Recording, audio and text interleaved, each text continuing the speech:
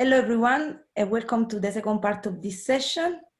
The first speaker that I'm going to introduce is Andrey Lebedev. Sorry for the mispronunciation.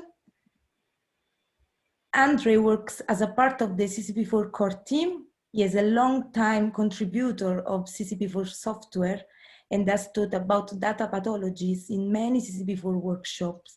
His developments include JLigand, the 3D graphical ligand builder, and Zanuda for space group validation. So having contributed to many software like Refmac 5 and CCP4 Cloud and being involved in the creation of the CCP4 Monomer library, is perfectly placed to give us today an overview of ligand-related tasks in the CCP4 suite. So please, Andrey, when you're ready. Okay.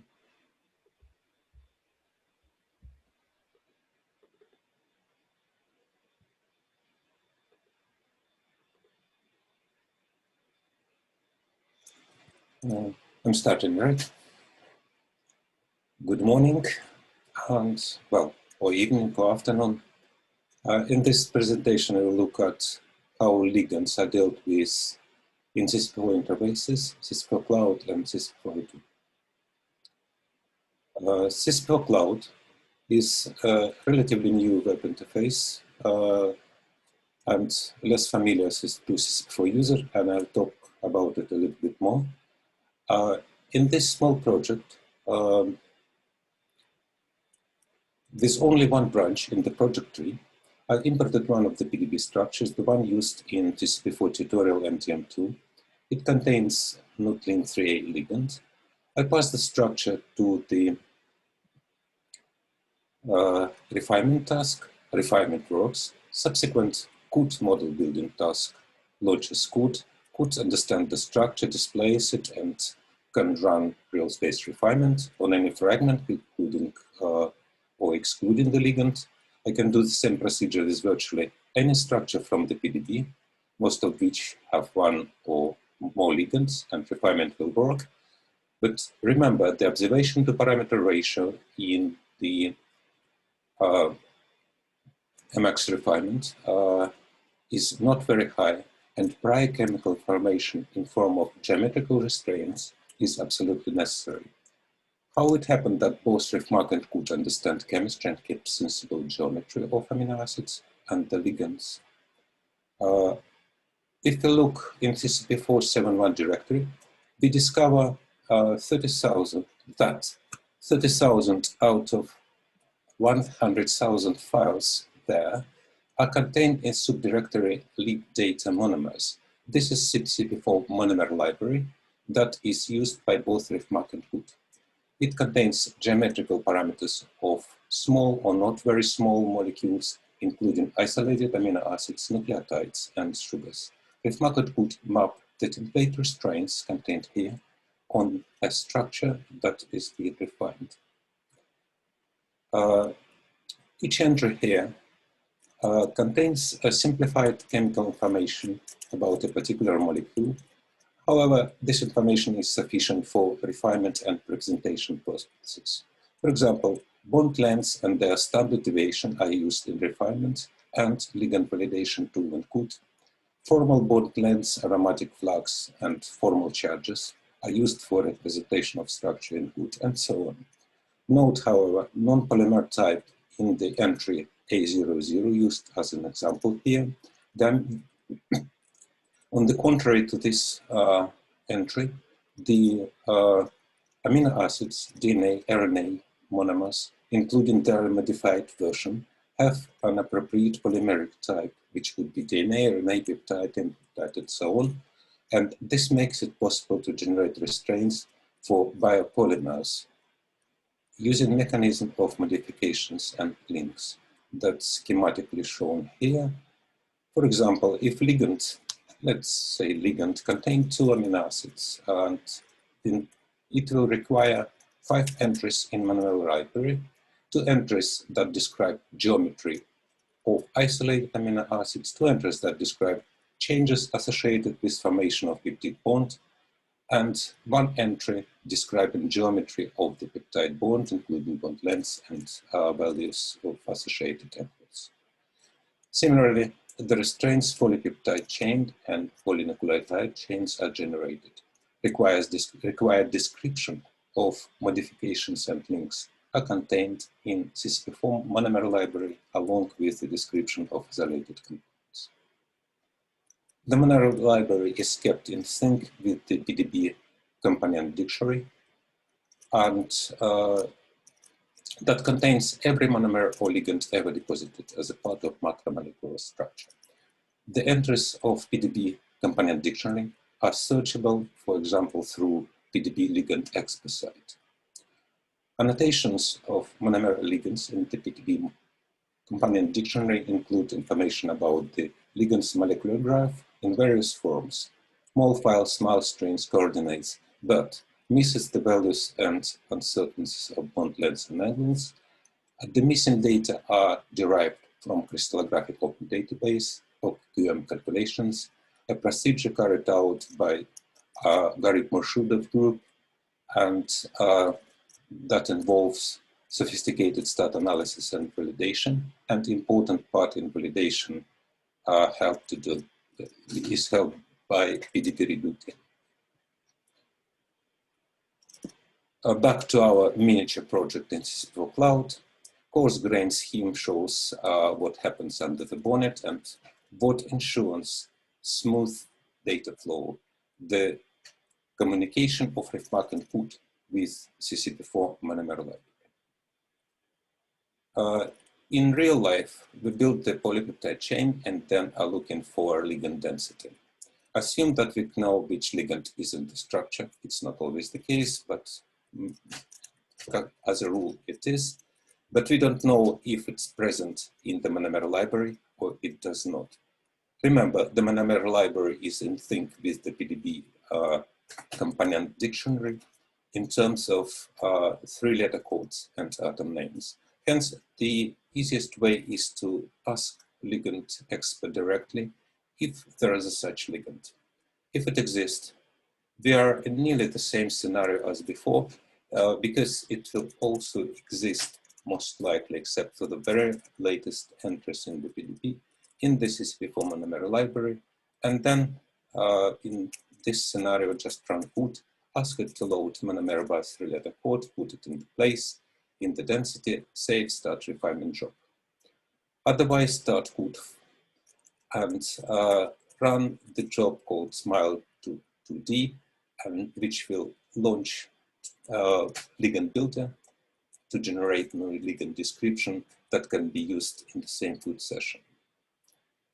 Bookkeeping, however, is easier if we acquire ligand description explicitly in the CCP4 Cloud project tree. For this purpose, CCP4 Cloud has the task make ligands with AceDRG. Similar tasks are available in all CCP4 interfaces. If description for our ligand already exists in the monomer library, enter 3-letter code and it will be picked up from the CCP4 monomer library, like here. Certainly, it's a good idea to reuse existing descriptions if possible to make subsequent deposition of structure with the PDB easier.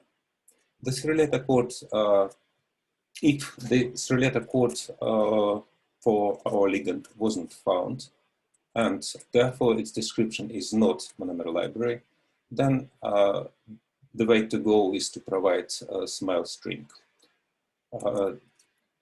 And the description of the monomer will be generated.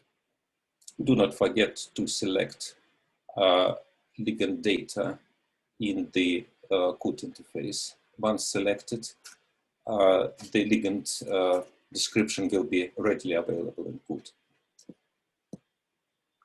Place ligand in the density, and then and so on. Then back to CCP4 Cloud to start refinement with one mouse click, because all necessary data will be passed to Refmac automatically. And how it's done is on the next slide, where the scheme at the bottom explains what happens under the bonnet when new ligand description is generated. The interface operates with the project tree which is populated by labels and text strings representing finished, running, and pending jobs. At the same time, labels and text strings represent the data and metadata generated by the given finished job.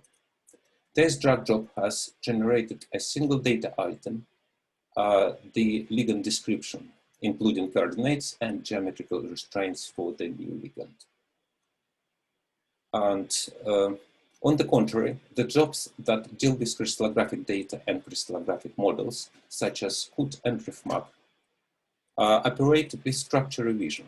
The structure revision can be seen as a box containing all the data necessary for crystal structure refinement and rebuilding. Revision is updated in every subsequent job. The scheme here highlights two special features relevant to new ligands. Firstly, all the new ligand descriptions are stored in a separate dictionary file that is passed to Refmac or Coot as a complement to the CCP4 Monomer library. The user's additional geometry dictionary is an intrinsic feature of CCP4 Monomer library framework and programs that use it. All CCP4 interfaces provide support for such dictionaries. Second feature, which is specific for CCP4 Cloud, the additional dictionary is included in the revision along with coordinates and experimental data and map coefficients. As a result, the new ligand description has to be explicitly passed to Coot only once, and then it will be automatically available in all the child jobs along the current branch of the project tree. Yet two more items to be explained on this, commented on in this scheme. AceDRG is the program which is actually used for generation of monomer descriptions for CCP4 Monomer library outside of the suite. AceDRG uses tables of bond lengths and angles derived from COD database to generate descriptions of ligands.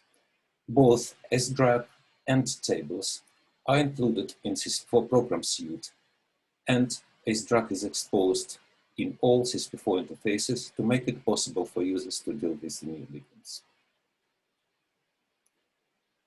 The contents of the revision can be seen and checked in a separate window that opens when you press button Inspect Revision in the report page, or the button with the lens in the input page of a child job. The new ligand 3-letter code is shown in the tab Structure, and this is the way to control whether things went well with the data passage. One technical thing that is, however, useful to know: what if we are dealing with the modified amino acid, like shown here? This is a lysine covalently bound to pyridoxal phosphate. The procedure is essentially the same as with the ligands which are not covalently bound to protein. Again, there are two cases. If the modified amino acids is already present in CCP4 Monomer library, defined 3-letter code in AceDRG task or in Coot to load the amino acids and fit into the density. Everything has to work smoothly in this scenario. You may have some, however, you may have some inconveniences if modified amino acid is missing from Monomer library and its description is generated by small strings. Inspection of the additional dictionary will show that in the case of 3-letter code input, the modified amino acids is attributed type peptide, whereas in the case of small string input, it has type monomer. This will be fixed in CCP4.8.0. In CCP4.7.1, Refmac recognizes polypeptide bonds and applies appropriate restraints, while real space refinement in Coot would push N and C atom away from each other. We will come back to this example a couple of slides later if there will be time, but in a different context. Ligand description generated in other CCP4 interfaces or elsewhere can be imported in CCP4 Cloud through any of the import tasks. This functionality is also useful for small fixes, for example, for changing type of monomer. There is also a non-interactive find and fit ligand task. This is a non-graphical version of Coot find ligand.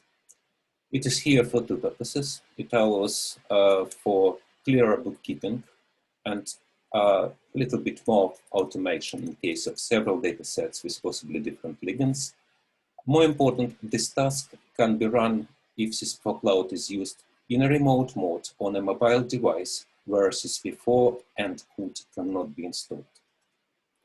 So far we examine CCP4 Cloud, which is designed for running remote tasks with minimal interaction with the server and minimal user input. For these purposes, most of the data dependencies are encoded in the project tree there. Another CCP4 interface, CCP4i2, is a desktop application that allows more freedom with the data manipulation. And for example, each task interface can be used for importing missing files from the local file system. As a result, two interfaces are slightly different, but they performed very similar tasks, and including ligand-related tasks. In the ligand folder in CCP4i2, we again see the AceDRG task, and in addition to that, we have here make covalent lead task and the automated solution of isomorphous ligand complexes. I will jump to the next slide because of the time, and that's an example of modified lysyl residue. And this slide is to demonstrate a more elegant way of dealing with covalently modified amino acids by defining a custom link entry in the additional geometry dictionary. Remember that links are applied implicitly to amino acids to define codes and associated changes in amino acid geometry. Here we explicitly defined a covalent link between monomers lysine and PLP. Advantage of this approach is that here we preserve conventional codes for amino acids, and also we can potentially assemble a larger ligand from standards. Andrey, 5 minutes left, sorry. Yeah, I go. And finally, both interfaces include a PDB deposition task. That's the last thing to mention. This can be used for validation during the structure determination, or indeed for generation of deposition MMC file. The additional geometry dictionary is appended to coordinate MMC file and is used by the PDB for validation and archiving. And thank you for your attention. Thank you, Andrey. Very interesting talk. So from the Slack channel, there is a question from Saima Riemann that say, in CCP4, how are the fragment-based drugs ligands are supported? Sorry. Okay, I repeat the question. In CCP4, how are the fragments-based drug ligands are supported? Fragment-based drug. Well, there is a different web tool for it in XChem, and that is not related to CCP4. CCP4 is to deal with the individual structural projects. However, CCP4 contains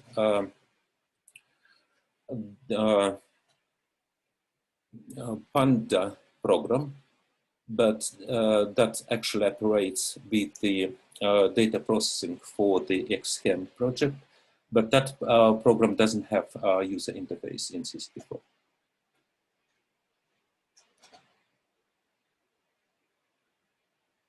Thank you. I have another question. So now, for now, AceDRG is not deal with metals.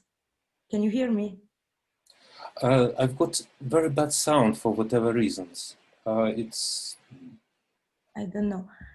Can you hear me now? Yeah. Okay. I say, for now, AceDRG does not deal with metals. There is some idea for the future for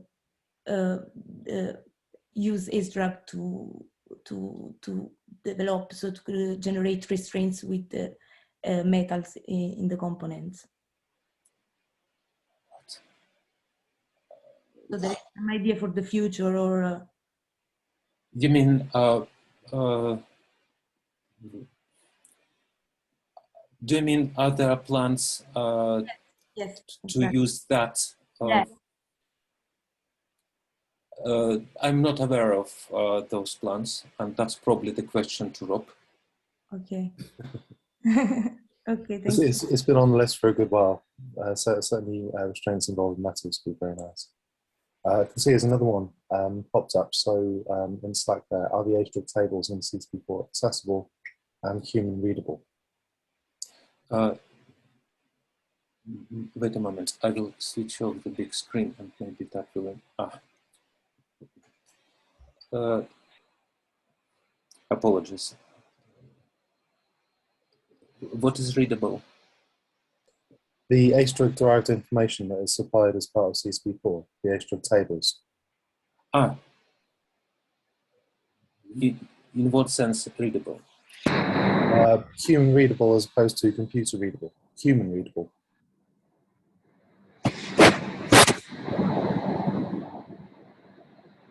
Okay. Sorry, I really have technical troubles with sound. I will better go to the Slack. Okay, yeah, let's do that. Let's pause at that, move on to the next speaker. And yeah, you can answer the questions in Slack afterwards, please. That's great. Yeah. Okay.